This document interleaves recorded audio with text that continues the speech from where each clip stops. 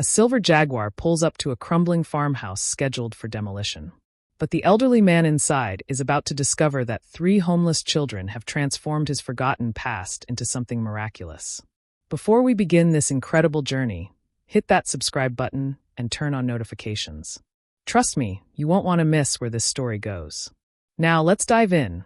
The silver Jaguar looked completely out of place as it crawled down the narrow country lane, its polished paint catching the afternoon sun like a mirror. Hedgerows thick with wild brambles pressed in from both sides, scraping against the doors with a sound that made the driver wince. Harold Blackwood gripped the leather steering wheel with both hands, his knuckles white despite his expensive suit and the confident posture he'd perfected over 50 years in business. He was 73 years old, a self-made millionaire with properties across Manchester and London. But right now, driving down this forgotten road in the Cheshire countryside, he felt like a frightened boy again. 49 years. Nearly half a century since he'd last been here.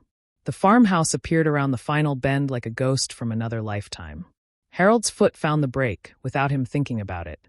The car rolled to a stop, engine idling, while he just stared. The place was falling apart. White paint hung in curled strips from the wooden walls. Several windows were missing entirely, dark holes that looked like empty eye sockets. The roof sagged in the middle, tiles scattered across the overgrown lawn like broken teeth.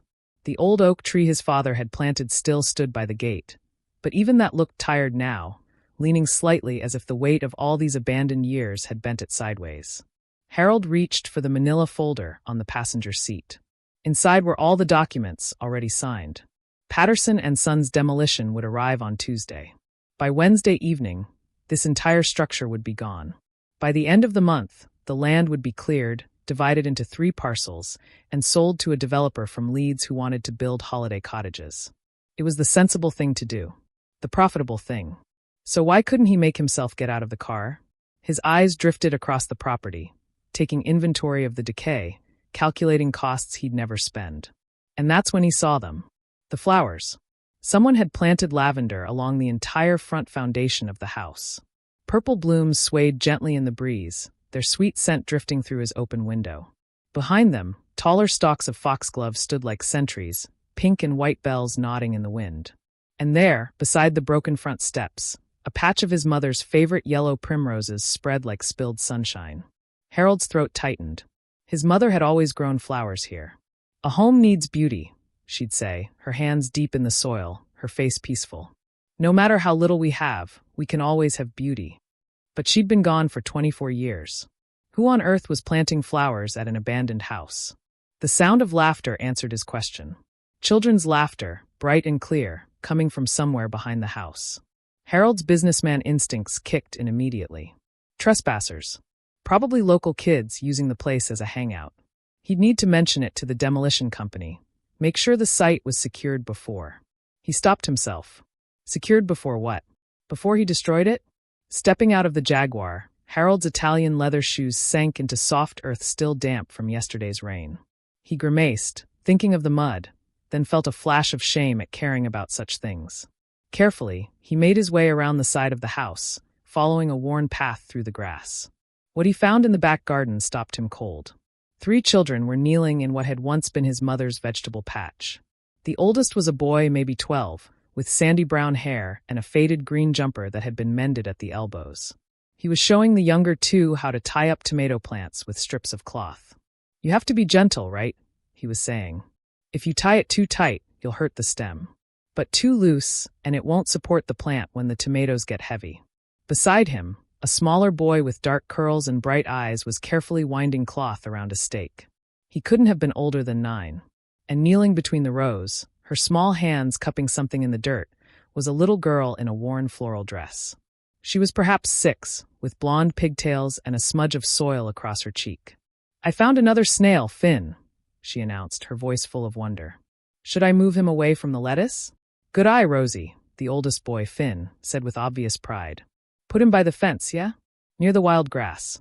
He'll be happier there. Harold must have made a sound, or perhaps his shadow fell across them, because all 3 children suddenly looked up. Their expressions shifted from joy to alarm in an instant.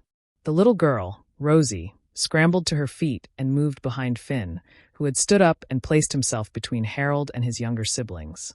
The middle boy, Oliver, stood as well, his hand finding Finn's. "Can we help you, sir?" Finn asked. His voice was steady, but Harold could see the tension in his thin shoulders. Harold cleared his throat, suddenly aware of how he must look to them. A stranger in an expensive suit, appearing without warning at his property. "This is private land," Harold said, and immediately regretted how harsh it sounded. "What are you doing here?" Finn lifted his chin slightly. "We live here." "You live here?" Harold looked back at the crumbling house. "That building isn't safe." We don't live inside," Finn interrupted. "We know it's not safe. We've set up camp in the old stable." He gestured toward a stone outbuilding Harold had forgotten existed. "But we take care of everything. The garden, the flowers, the grounds. We're not hurting anything." Harold's frown deepened. "Where are your parents?" The question hung in the air like smoke. The little girl's eyes immediately filled with tears. Oliver looked down at his feet. Finn's jaw tightened. "It's just us," Finn said quietly. "It's been just us since last summer." "Since last summer? That's 9 months." Harold felt a cold shock run through him. "You're telling me 3 children have been living here alone for 9 months?" "We're not alone," Finn said firmly. "We have each other. I'm 12. I can take care of us." "You're 12 years old." "I'm Finn. This is Oliver, he's 9. And Rosie just turned 6.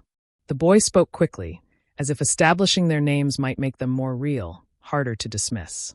"We're brothers and sister. Family. After our mum died, the council wanted to split us up. Different foster homes. They said nobody would take all 3 of us together." Harold felt something twist in his chest. "So you ran away?" "We found a home," Finn corrected. "This place was empty. Abandoned. Nobody was using it, nobody was caring for it. We thought we could make it ours." Harold looked at the garden again, really looked at it. Neat rows of vegetables, carefully weeded. Herbs growing in organized patches. The flowers blooming despite everything. These children had created something here. Something his money and his business sense had never managed to build. "The flowers," Harold heard himself say. "The lavender by the house." "Why?" It was Rosie who answered, her small voice barely above a whisper. "Because homes should have flowers. Our mum always said that. She said flowers mean somebody cares. That it's not just a house, it's a place where love lives." Harold turned away sharply, ostensibly to look back at the house, but really to hide the sudden sting in his eyes. A place where love lives. His mother used to say almost exactly the same thing. He'd grown up in this house, the only child of Margaret and Arthur Blackwood. His father had worked at the textile mill in town. His mother had kept their home, grown their food, made their clothes. They'd had almost nothing, but there had always been flowers. Harold had been 18 when everything fell apart. He'd received a letter, an acceptance to university in London, a full scholarship to study economics. It was his ticket out, his chance at something bigger than this small village, this tiny house, this limited life. His father had found the letter on the kitchen table. "University?" Arthur had said, his voice cold. "And who's going to help me then, eh? Who's going to take over when I'm too old to work?" "Dad, this is my chance." "Your chance? Your chance to what? Forget where you came from? Forget who you are." His father's face had been red, his hands shaking. "You go off to that city, you become one of them fancy types, you don't bother coming back here. You hear me? You leave. You're choosing not to be part of this family anymore." Harold had left the next morning. And he'd never come back. Not for Christmas. Not for his father's funeral 15 years later. Not even when his mother had gotten sick, when the neighbors had written to tell him she was asking for him. He'd sent money for her care, but he hadn't come. Too proud. Too angry.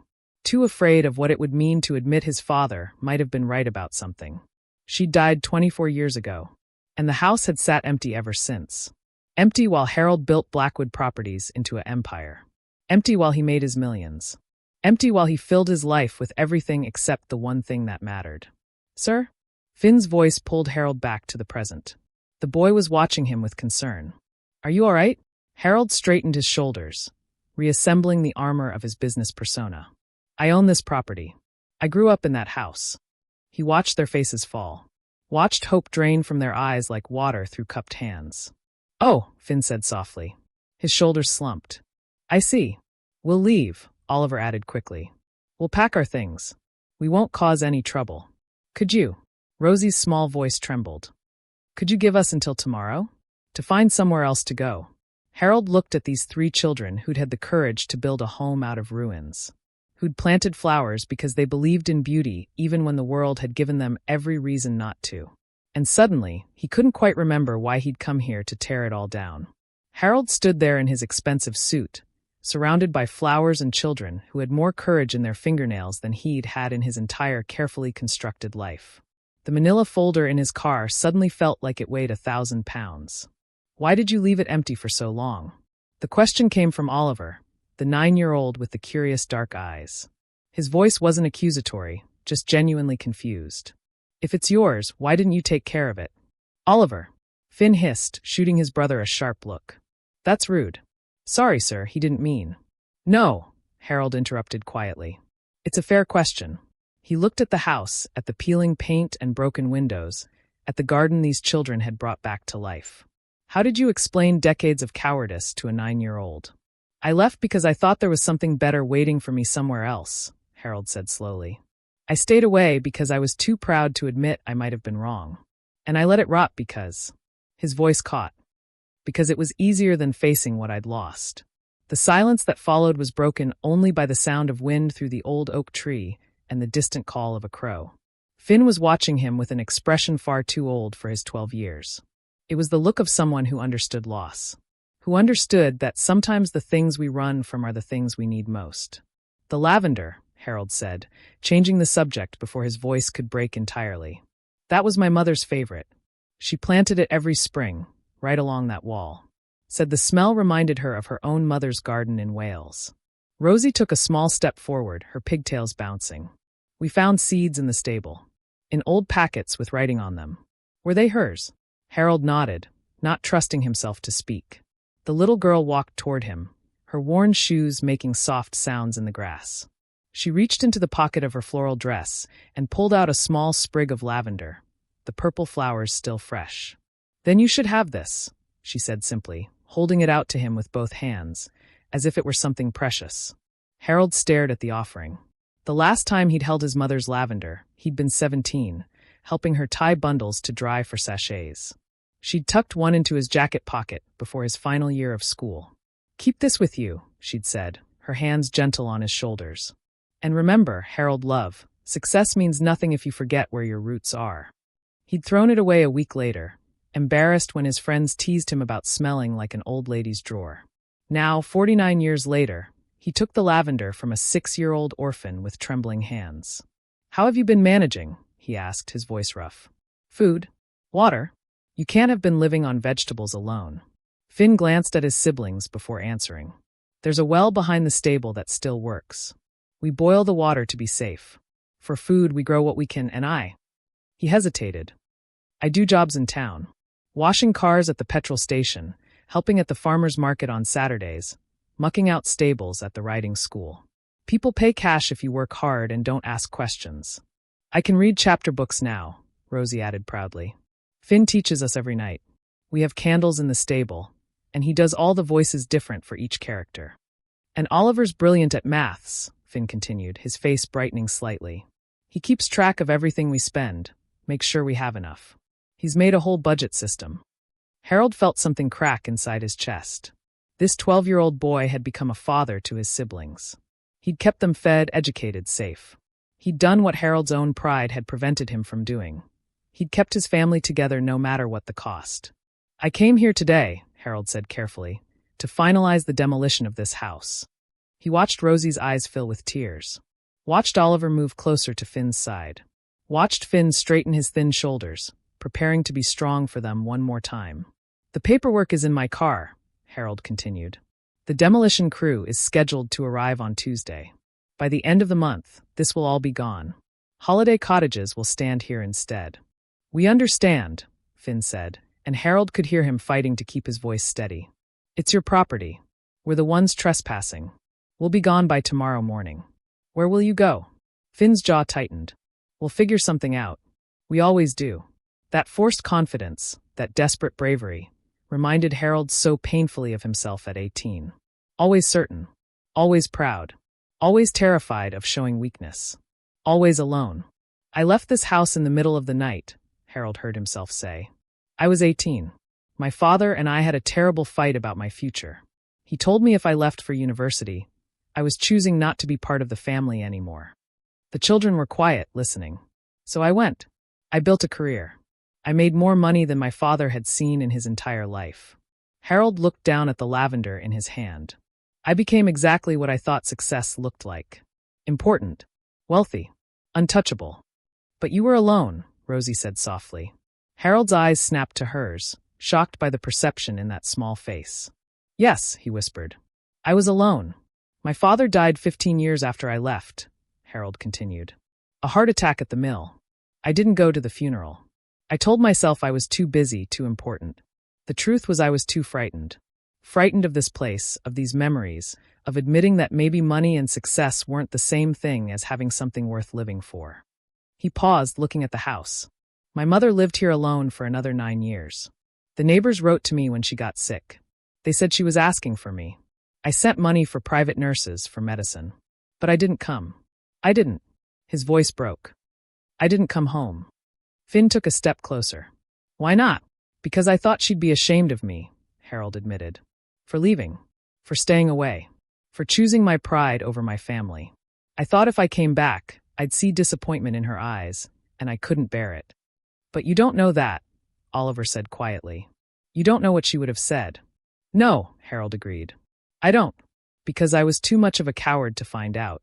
She died 24 years ago, and this house has been empty ever since. Empty while I built my empire. Empty while I convinced myself I'd made the right choices. He looked at the 3 children standing in his mother's garden, dirty and thin, and absolutely glowing with the kind of love he'd spent half a century running from. You asked why I let it rot, Harold said to Oliver. The truth is, every time I thought about this place, I remembered everything I'd lost. It was easier to ignore it. Easier to pretend it didn't matter. But it did matter, Rosie said. It wasn't a question. Yes, sweetheart. It mattered more than anything. Finn was watching him with those 2 old eyes. So you're going to destroy it. To make it finally go away for good. That was the plan. Harold looked at the folder in his mind's eye, at all those signatures, all that finality.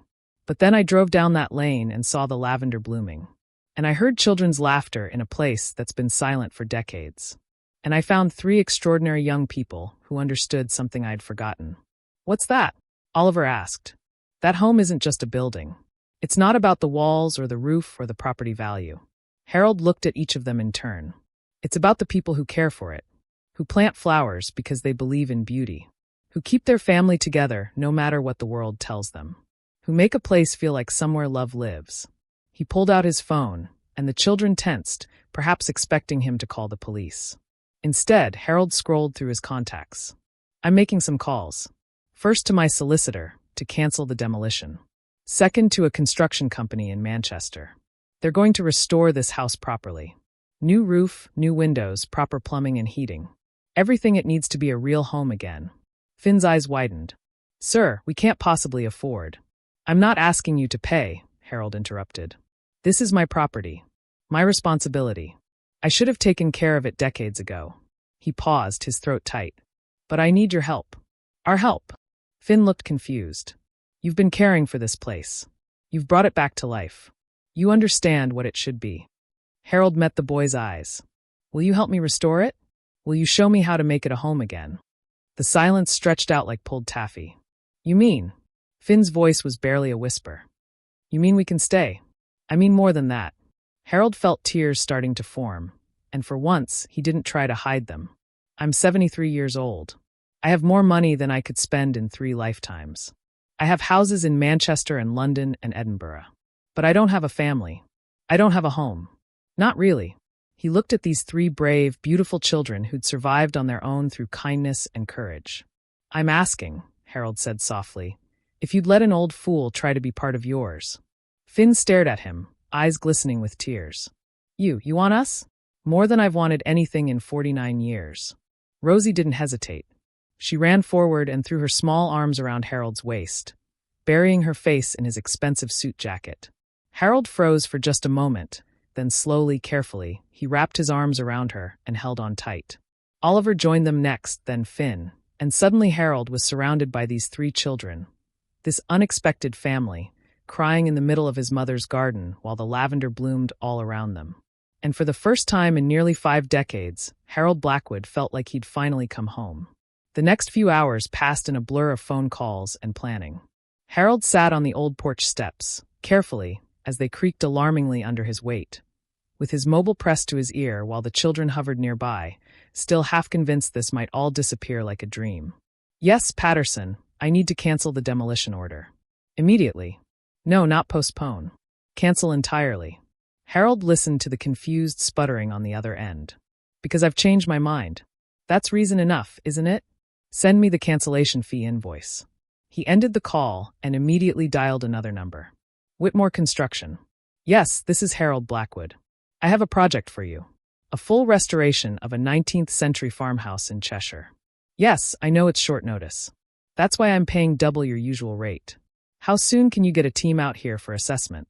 Finn listened to all of this with growing wonder, while Oliver had pulled out a small notebook from his pocket and was frantically scribbling notes. Rosie had settled herself on the step beside Harold, her small hand resting on his knee, as if to make sure he wouldn't vanish.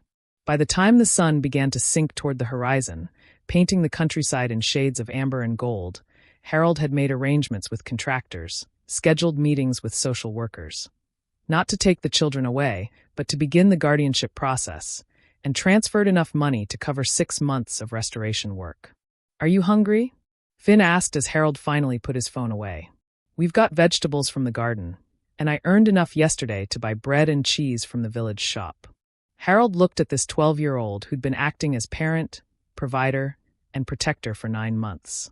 "I think tonight we'll order something delivered. Do you like pizza?" The children's faces lit up like Christmas morning. Over pizza boxes spread across an old wooden crate they'd been using as a table, the 4 of them talked. Harold told them about his business, about the buildings he'd developed, the empire he'd built. The children told him about their mother, about how she'd died suddenly from an illness, about the terrifying day the social workers had come to separate them. "They said it would be easier," Finn said quietly, cheese stretching from his slice. 3 different families, 3 different towns. They said we'd adjust. But Rosie had already lost Mum. How could I let her lose us too? "You couldn't," Harold said simply. "Because you understand what family means." As the stars began to appear overhead, Finn stood up, brushing crumbs from his trousers. "Can I show you something? Something we found when we first arrived here." He disappeared into the stable and emerged moments later carrying a small metal box, weathered and spotted with rust. "We found this upstairs in the house, before we realized how unstable the floors were. We didn't want to throw anything away that might be important." Harold's hands trembled as he took the box. He recognized it immediately, his mother's sewing tin, the one she'd kept her most precious things in.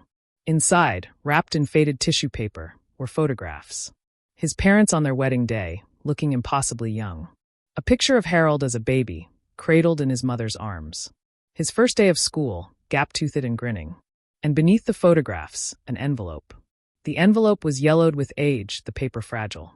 His name was written across the front in his mother's elegant handwriting, Harold. With shaking hands, he opened it. Inside were 3 sheets of paper, covered in the same careful script. The date at the top read April 1999, just 2 months before she died. Harold began to read aloud, his voice barely steady. "My dearest Harold, I don't know if you'll ever read this letter. Perhaps you'll never come back here. Perhaps you've built such a grand life that this old house and your silly old mum have faded away like morning mist. But I'm writing it anyway, because some things need to be said, even if they're said to an empty room. Your father was a hard man, love. Harder than he needed to be. What he said to you the night you left, those words were born from fear, not truth. He was terrified of losing you, so he pushed you away first. It's a terrible logic, but it's the only kind he knew. He regretted it, Harold. Every single day until the day he died. He just didn't know how to say so." Harold's voice cracked. Finn moved closer, and Oliver leaned against his other side. Rosie climbed into his lap without asking, her small weight grounding him. He continued reading. "But I didn't write this letter to speak for your father. I wrote it to speak for myself. I need you to know, I have never, not for one single moment, been ashamed of you. Not when you left. Not when you stayed away. Not ever. I'm proud of you, Harold. Even from the distance between us, Even knowing you only through the newspaper clippings I collect about your business success, I'm bursting with pride. You built something from nothing. You took your brilliant mind and made something of it. That takes courage. But I also want you to know, success isn't measured in buildings or bank accounts. It's measured in the moments of kindness we show each other, in the gardens we tend, in the beauty we create even when the world is hard. I planted the lavender again this spring. I plant it every year, even though my knees ache and my hands aren't as steady as they once were. I plant it because it's beautiful, and because I like to imagine that someday, someone will find these flowers and tend them. Maybe even you, if life ever brings you back here. This house has so much love in its bones, Harold. Your father and I, we filled it with everything we had. And now I'm leaving it to you, not because I want you to feel obligated, but because I hope, I pray, that someday you might want to fill it with love again. If you're reading this, then I'm already gone. And if you've come back, then please hear these words and know they're true. It's not too late. It's never too late to come home. It's never too late to plant flowers, to choose kindness, to let yourself be loved. Whatever you've done, wherever you've been, however long you've stayed away, the door is always open. The light is always on. You are always, always welcome here. All my love, forever and always, your mum. Harold's voice broke completely on the last words. Tears streamed down his face, dripping onto the paper. Rosie wrapped her arms around his neck. Oliver pressed close to his side. Finn put a hand on his shoulder. She knew, Harold whispered. She knew I'd come back someday. She forgave me before I even knew I needed forgiving. And we kept her garden alive, Finn said softly. We didn't know whose it was, but we kept it alive. Harold looked at these three extraordinary children through his tears. You did more than that. You gave me a reason to come home. You showed me what I've been missing all these years. He held them close, this unexpected family, while the stars wheeled overhead and the scent of lavender filled the air. 6 months later, the farmhouse looked like it had stepped out of a storybook. The roof was solid now, covered in new slate tiles that gleamed in the morning sun. The windows sparkled, fitted with double-glazed panes that kept the warmth in and the drafts out. Fresh white paint covered the exterior, and the porch no longer sagged. It stood straight and welcoming, with a swing that Rosie had begged for. Inside, modern heating ran through the walls and a proper kitchen had been installed. But they'd kept everything that mattered. The wide plank floors, sanded and sealed to a warm glow. The stone fireplace where Harold's mother had cooked Sunday dinners. The built-in shelves his father had made by hand. And everywhere, throughout the restoration, the children had been involved. Oliver had helped choose the paint colors, consulting his careful notes about which rooms had been which. Finn had worked alongside the contractors during his school holidays, learning carpentry and plumbing. Rosie had designed the new garden layout, insisting that the lavender stay exactly where it was, but adding roses and primroses and foxglove in careful arrangements. On a bright Saturday morning in late autumn, Harold stood in the kitchen that smelled of fresh paint and new beginnings. On the table lay another official document, but this one brought only joy. The judge had granted him full legal guardianship the day before. Right then, Harold called out. Family meeting in the kitchen. Thundering footsteps announced the children's arrival. Finn appeared first, now 13 and nearly as tall as Harold, wearing a football kit from the local team he'd joined. Oliver came next, his hair still damp from a bath, carrying a book about astronomy. Rosie bounded in last, wearing dungarees covered in garden soil, her pigtails bouncing. What's the meeting about? Oliver asked, sliding into a chair. Harold pulled 3 envelopes from his jacket pocket and set them on the table. These are for you. Finn opened his first. Inside was a bank book showing an account in his name with a substantial balance. What is this? Your education fund, Harold said.